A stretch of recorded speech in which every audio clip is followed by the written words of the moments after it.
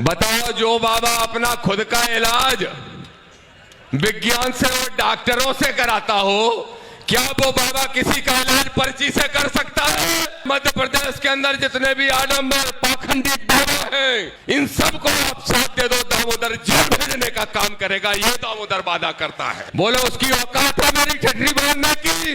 किसी बाबा की औकात इस कांसीराम और अम्बेडकर के अनुयायी की छतरी बांधने की? सब दे दिए। आरडी प्रजापति जी ने कागज, अभी तो तेरी भूमाफियागिरी भी उजागर करेंगे और तुझे जेल भेजने का भी काम करेंगे। न पाखंड चलने देंगे इस मध्य प्रदेश में, न जातिवादी घटना होने देंगे, न जातंकवाद चलने देंगे।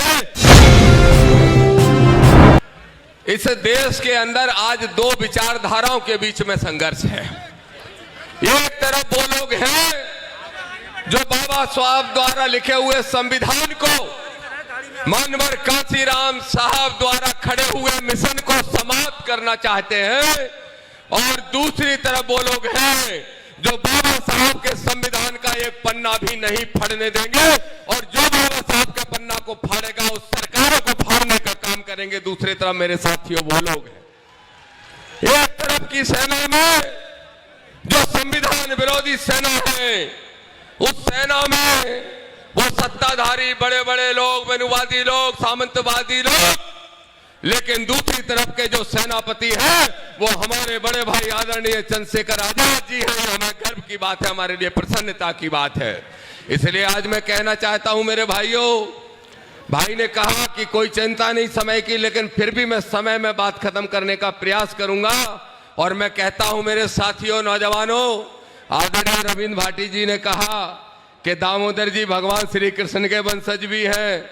मैं रविंद्र भाटी जी ऐसे निवेदन करना चाहता हूं कि दामोदर यादव की अगर कोई पहचान है तो एक किसान बेटा के रूप में है, और दामोदर यादव की कोई पहचान है तो बहुजनों के लिए संघर्ष करने वाले एक नौजवान के रूप में है।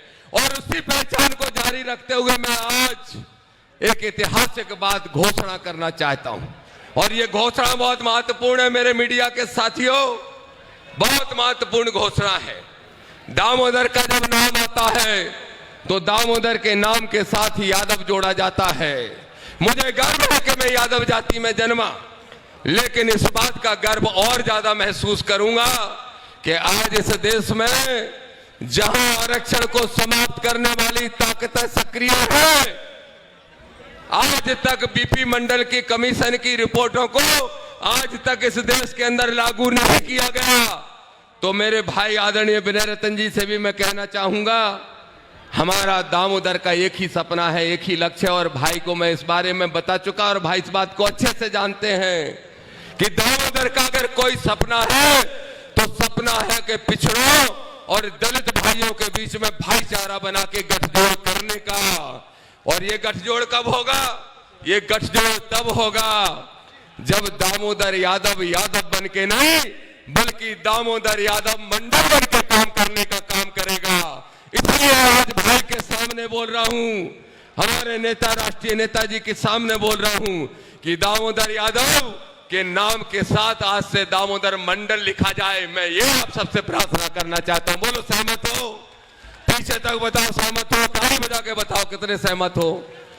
तो आज से जो दामोदर का लक्ष्य होगा जीवन का, वो लक्ष्य होगा कि मंडल की कमीशन की जो रिपोर्टें हैं वो लागू हो, और प्रमोशन में रिजर्वेशन लागू हो, और हमारे जो बहुजन भाई हैं उनकी आंखों में अगर एक आंसू भी निकला तो उन आंसू का जवाब भी ईंट का जवाब पत्थर से देने का काम हम सब साथी मिलकर करेंगे। बोलो सहमत हो गए? नहीं? देखो मेरे भाइयों, लोग कह रहे थे कि दामोदर यादव वर्सेस एक बाबा चल रहा है। बाबा कौन सा बाबा? कौन सा बाबा? अच्छा बताओ, मैंने ठीक किया कि नहीं किया? देखो भाई, मैं फिर पूछ रहा हूं, आरडी प्रजापति जी भी बैठे हैं, बताइए मैंने ठीक किया कि नहीं किया? बताओ, जो बाबा अपना खुद का इलाज विज्ञान से और डॉक्टरों से कराता हो, क्या वो बाबा किसी का इलाज पर्ची से कर सकता है?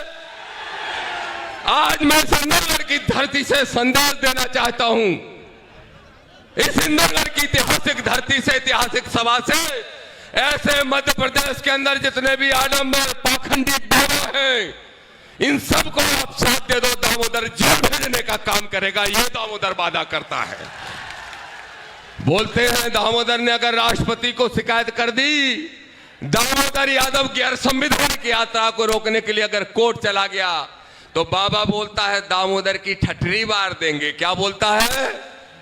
ठठरी बार देंगे। बोलो उसकी औकात है मेरी ठठरी बांधने की? है किसी बाबा की औकात इस कांसीराम और अम्बेडकर के अनुयायी की ठठरी बांधने की? है किसी की औकात? मैं इस मंच से कह रहा हूं, सुन ले आवा बाबा टावा,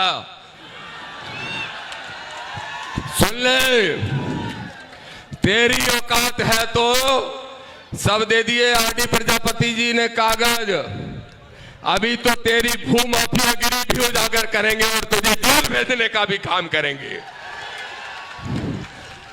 बोलता है हम बाबा साहब को तो मानते हैं, लेकिन बाबा साहब के विचारों को नहीं मानते। एक और बाबा है, एक और बाबा है, और वो क्या कहता है मालूम? वो कहता है कि भाई बेलपत्र चढ़ा दो शंकर जी पे, बच्चा चाहे 12 महीने नहीं पढ़े पास हो जाएगा, कहता है, और उसका खुद का बेटा फेल हो जाता है। ये आपको शिक्षा से दूर रखना चाहते हैं, अधिकारों से दूर रखना चाहते हैं। इसलिए दामोदर यादव कहने के लिए आया है, न आडंबर चलने देंगे इस मध्य प्रदेश में, न पाखंड चलने देंगे इस मध्य प्रदेश में, न जातिवादी घटना होने देंगे, न जातंकवाद चलने देंगे। अगर इस मध्य प्रदेश में कुछ चलेगा तो जय भीम का नारा और चंद्रशेखर आजाद का नाम चलने का काम होगा। ये मैं कहने के लिए आया हूं। तैयार हो? बोलो लड़ाई लड़ने के लिए। तो जब मैं बुलाऊंगा भोपाल तो भोपाल आओगे? हाथ उठा के बताओ कितने लोग भोपाल आओगे? सड़क वाले भी बताओ, बोलो कितने लोग भोपाल आओगे? और सुनो, अभी तो हम संविधान बचाओ यात्रा भी निकालेंगे, संविधान बचाओ यात्रा। और संविधान बचाओ यात्रा शुरू यहां से करेंगे, लेकिन जाएगी कहां? वहीं जाएगी जहां पे ये पर्चियां निकालने का काम करता है। बोलो आओगे? मेरे भाइयों, मेरे साथियों, प्रशासन के लोग कहते हैं कि भाई मानवता को कायम रखना, कानून व्यवस्था को कायम रखना, वर्ग संघर्ष की स्थिति ना बन जाए। तो मैं बड़े स्पष्ट तौर पर प्रशासन के लोगों से कहता हूं, और सुन लो मुख्यमंत्री मोहन यादव, आपसे भी कहता हूं, बोलो मोहन को भी सुना दें, दो बातें सुना दें। इस मंच से खुलेआम कहता है दामोदर यादव, सुन लो मुख्यमंत्री, जो इंदरगढ़ में ये कार्रवाई इकट्ठा हुआ है, ये सिर्फ सियार विधानसभा या दतिया जिले के नहीं है, ये पूरे प्रदेश का है। और इंदरगढ़ की आवाज मालूम कहां तक जाना चाहिए? भोपाल में श्यामला हिल पे बैठे मोहन यादव तक जाना चाहिए। जाना चाहिए कि नहीं जाना चाहिए? मोहन यादव, दामोदर यादव चुनौती से कहता है, सुन लो, मोहन यादव कहते हैं कि पिछड़ों का आरक्षण हम लागू करेंगे।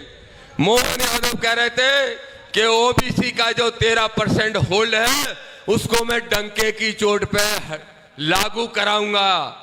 दामोदर यादव कह रहा है इस मंच से, मोहन तुम तो फिसड्डी निकल गए, तुम्हारा डंका नहीं बजा। और तुम्हारा डंका इसलिए नहीं बजा क्योंकि तुम मनुवादी यादव हो, लेकिन दामोदर अम्बेडकरवादी यादव और आश्रय मंडल है, इसका डंका बजेगा। और जब दामोदर का डंका बजेगा तो मोहन को कुर्सी से उठा के भोपाल की श्यामला हिल पे किसी अम्बेडकरवादी साथी को मुख्यमंत्री की कुर्सी पर बिठाने का काम करेंगे। मैं एक ही बात कह के, अपनी लास्ट बात कह के बात समाप्त करूंगा। मेरे भाइयों, आडंबर, पाखंड और जातंकवाद के खिलाफ है हमारी जंग, और ये जंग तब तक लड़ेंगे जब तक जय भीम का झंडा इस मध्य प्रदेश की विधानसभा में नहीं फहरा देते। बोलो तैयार हो उसके लिए? तो आज से कमर कस लो। भाई सिर्फ इंदरगढ़ में सभा करने नहीं आए हमारे भाई, वो ये कहने आए हैं, ये संदेश देने आए हैं कि 2028 के चुनाव में, पिछले चुनाव में मेरी गलती रही, किसी की गलती नहीं रही, पिछले चुनाव में मेरी गलती रही कि मैंने उस सामंतशाही कांग्रेस को देर से लात लगाई, लेकिन इस गलती के लिए क्षमा मांगता हूं और आपसे वादा करता हूं कि दामोदर जिएगा तो इस नीले झंडे के लिए और मरेगा तो भी इस नीले झंडे के साथ मरेगा, ये वादा करता हूं। लेकिन आपसे भी एक वादा चाहता हूं, बोलो 2028 के चुनाव के जब परिणाम आएंगे, हमारे भाई का उस दिन जन्म आता है, जन्मदिन पिछली बार भी आया था और भाई ने कहा था जन्मदिन का तोहफा दे दो, तोहफा तो दिया अपने भर के, गलती मेरी थी इसलिए थोड़ी कसर पड़ गई।